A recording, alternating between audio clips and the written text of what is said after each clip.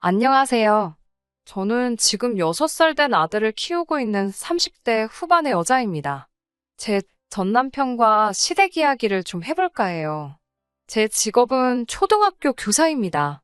안정적인 직장인데다 아이들도 좋아해서 갖게 된 직업입니다. 전 남편은 중견기업 인사팀에서 일하는 사람이었어요. 동료 교사의 소개로 만나게 되었습니다.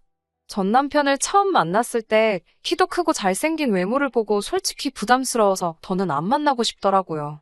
저는 보통의 평범한 외모였어요. 그렇다고 제가 자존감이 낮은 사람은 아니고 그냥 객관적으로 봤을 때 그랬습니다. 처음엔 전 남편의 연락도 밀어내고 거절하고 그랬는데 그럼에도 불구하고 계속해서 적극적으로 다가오는 전 남편의 태도에 저도 결국 조금씩 마음을 열게 되었네요. 사귀다 보니 생각보다 잘 통하고 서로 비슷한 부분도 많고 해서 결혼 이야기까지 나왔습니다. 하지만 결혼 이야기가 나왔는데도 전 남편은 도통 저를 시댁에 소개시킬 생각이 없어 보였습니다. 결국 제가 먼저 전 남편에게 언제 데리고 갈 거냐고 했더니 사실은 자기가 임대 아파트에 산다면서 그래서 좀 그렇다고 하더라고요. 제가 그런 게 뭐가 중요하냐고 난 그저 당신이 어디서 어떻게 사는지가 궁금할 뿐이라고 했습니다. 저는 진심으로 전 남편이 얼마나 잘 사는지가 궁금한 게 아니라 가족 간의 분위기라고 할까요? 제 경우 친정부모님이 사이도 정말 좋으시고 제게 많은 사랑도 주셨거든요. 그래서 저는 전 남편도 그런 분위기에서 자랐는지 궁금했어요. 그리고 얼마 후 시부모님이 좋아하신다는 소고기와 과일을 사서 시댁으로 가게 되었네요. 시댁에 대한 첫 인상은 나쁘지 않았습니다. 하지만 그럼에도 불구하고 제 마음이 불편했던 이유는 어색한 분위기에서 함께 저녁 식사를 하는데 가족 모두가 외모 이야기만 했기 때문입니다.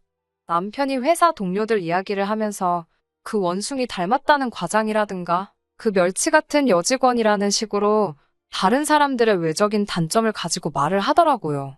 그동안 저랑 사귈 때 제 앞에서 그런 식으로 얘기한 적은 없었기 때문에 좀 놀랐고 약간 실망도 했습니다.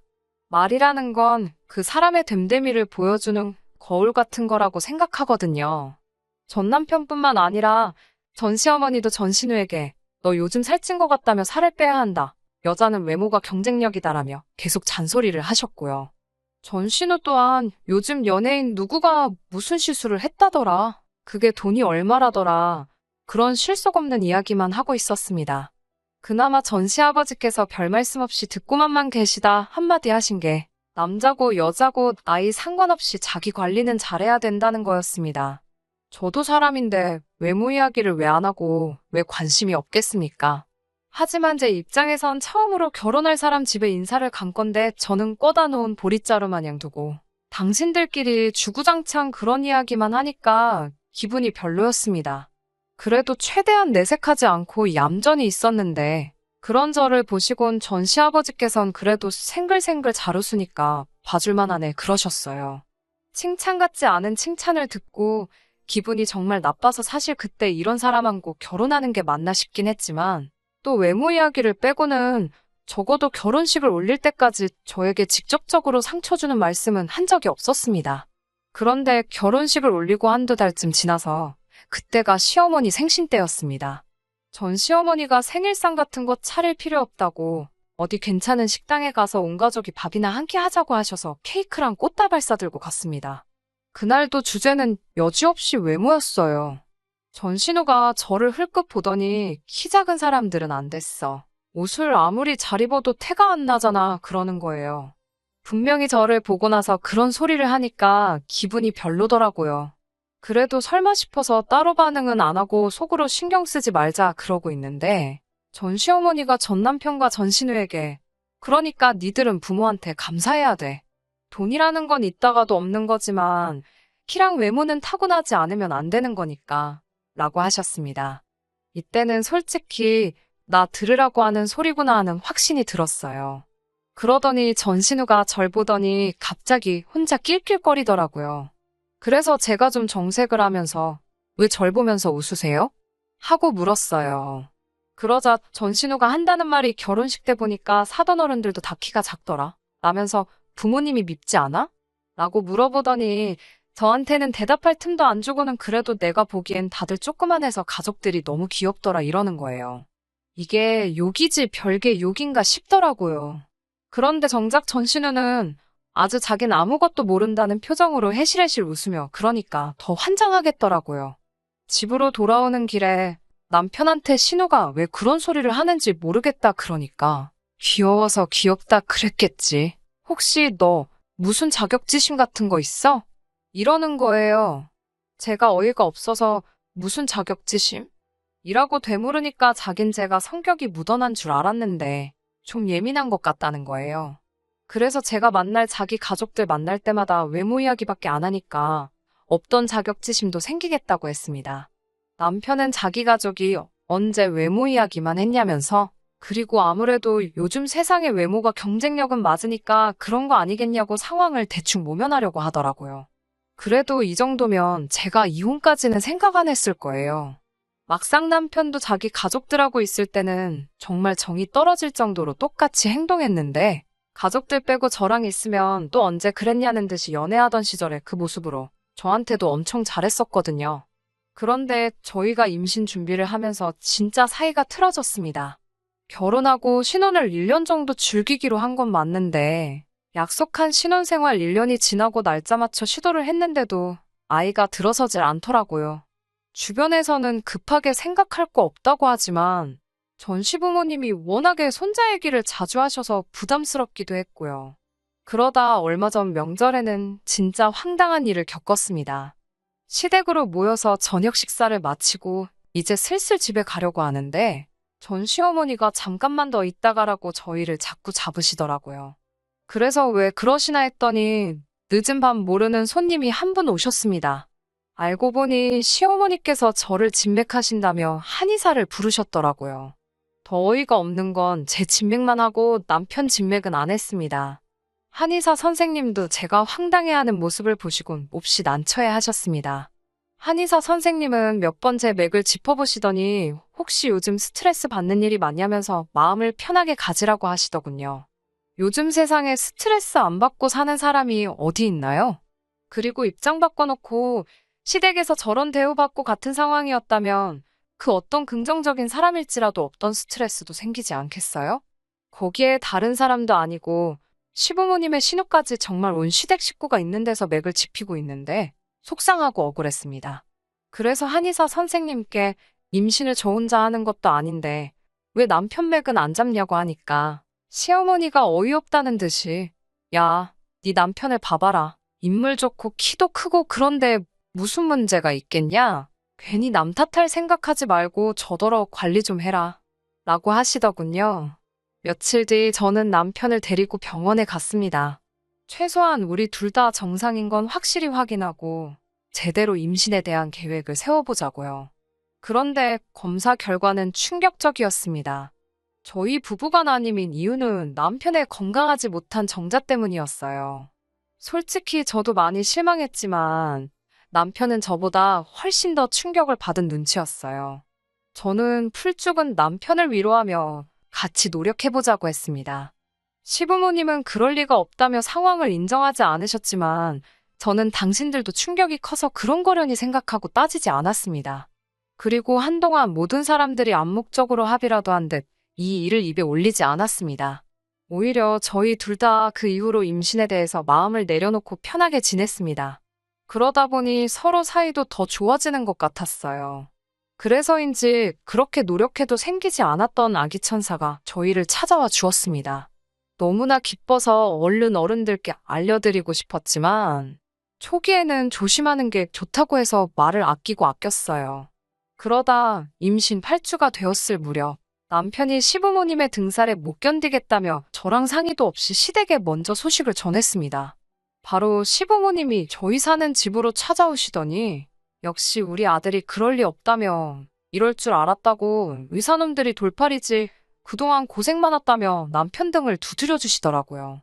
저한테는 아무런 말도 없이 오직 자기 아들만 챙기는 시부모님을 보고 있자니 부모가 자기 자식 자랑스러운 거야 당연하겠지만서도 저 역시 같이 노력하고 견뎌왔는데 조금 서운하기도 하고 씁쓸하기도 했습니다. 임신 소식을 전하고 얼마 지나지 않아 시아버지 생신이 돌아왔어요. 몸도 안 좋고 또 병원에서도 안정을 취하는 게 중요하다고 했기 때문에 집에 있고 싶었습니다. 하지만 전 시어머니와 전 신우가 제 임신도 축하할 겸 온 가족이 모이려고 만든 자리인데 주인공 중에 한 명이 빠지면 어떡하냐고 그냥 잠깐 얼굴이라도 비추고 가라고 하더라고요. 그래서 어쩔 수 없이 시댁에 갔는데 도착한 지 얼마 되지 않아 배가 아프더니 하혈이 시작되었어요.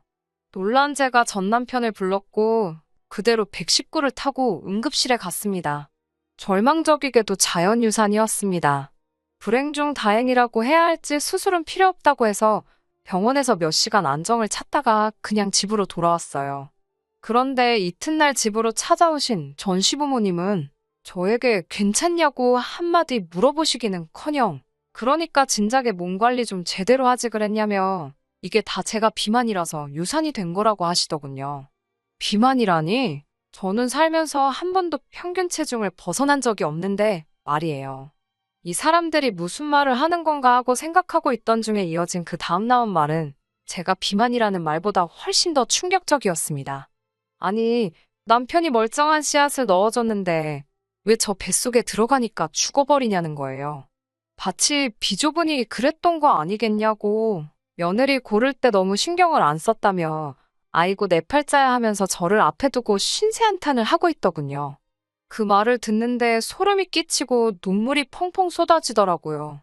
더 서러운 건 전 시부모님이 저한테 이렇게 막말을 하는 동안 전 남편은 한숨만 푹푹 쉴 뿐 하다못해 그만하라는 말 한마디도 안 하고 있었습니다.